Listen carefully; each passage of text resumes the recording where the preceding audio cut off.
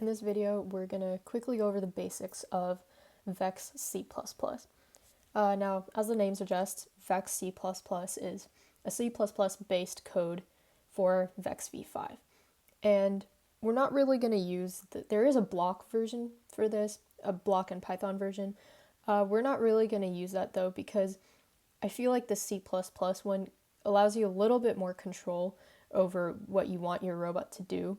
And it can be used when you, become a bit more advanced. You can do like pretty cool stuff with it.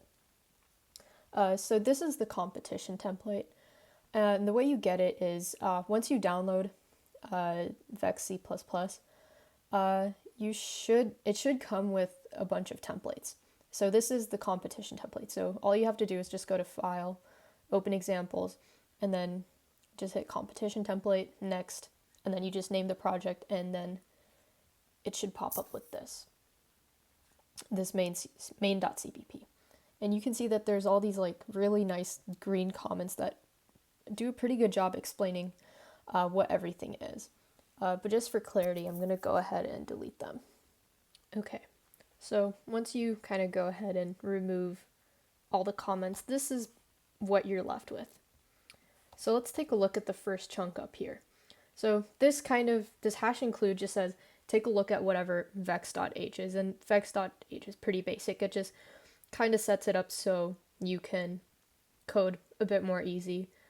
Same thing with using namespace vex. It just says, hey, we're coding for the vex environment, and all of this is pre-coded by vex, so we don't really need to pay attention to it. This competition statement says, hey, we're doing this for a competition, so we're going to have an autonomous code and a user control. And I believe this is also what lets your controller and robot respond to a competition switch.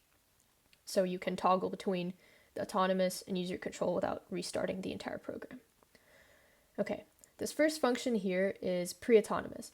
This is basically anything that we want to run right before either autonomous starts or right before user control starts. So this could probably be calibrating, initializing, or resetting sensors, or maybe displaying a message that your program has started. Okay, the next function here is autonomous. It's pretty self-explanatory. It's just the autonomous code for your robot to drive around and score points on its own. So there won't be anything to do with responding to a controller because that is illegal in competition. It's probably just going to be like go forward, turn right, close the claw. Okay, and user control is what's actually going to have code for the robot to respond to a remote control. Int main, we're not really going to touch it. This is basically just what calls all these functions, the autonomous, user control, and pre-autonomous.